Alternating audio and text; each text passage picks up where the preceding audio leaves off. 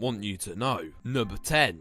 The author of Mary Poppins hated the movie. Original Mary Poppins author P.L. Travers took major umbrage at Disney's decision to adding dancing animated penguins, among many other changes to her story and characters. During the premiere in 1964, she literally wept during the movie. Number 9. It ain't always the happiest place on earth. Stressed out by misbehaving and or frightened kids, the expense of the average day at a Disney park, the pressures of the trip that got them there, the sheer crowds, and those constant repeats of that infernal song, It's a Small World, visitors sometimes just lose it. Disney staffers can tell you, Disney can be ground zero for family disputes. Number 8. Sometimes it seems Disney would rather you forget that there are real people inside the costumes of the classic characters you see delighting kids in the park.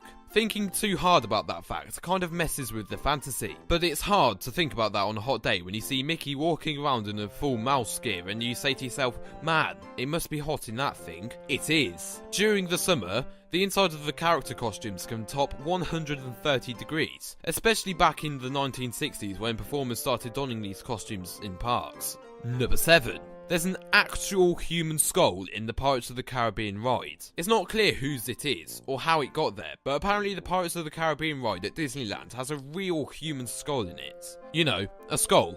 One that used to belong to an actual human person who once felt love and fear and then died, probably not realising that his or her skinless melon will be dressed up like a pirate in a California theme park. Number 6. You can't build an empire without stepping on a few people along the way. As it turns out, Disney stepped on quite a few, 1,293 to be specific. That's how many employees and animators worked in Disney's animation studios 6 days a week for low wages and no screen credits in finished films. The animators went on strike in 1941, and picketing lasted for 9 weeks, until Disney himself was persuaded by federal mediators to negotiate with his animators. Number 5. Walt Disney's idea for the 1940 premiere of Pinocchio at the Centre Theatre was to hire 11 little people and dress them up like the title character to perform on the theatre's marquee. After enjoying adult beverages with lunch, apparently the 11 Pinocchios drunkenly disrobed and made a scene. Eventually the cops carried them down, but not before hiding their shame under pillowcases.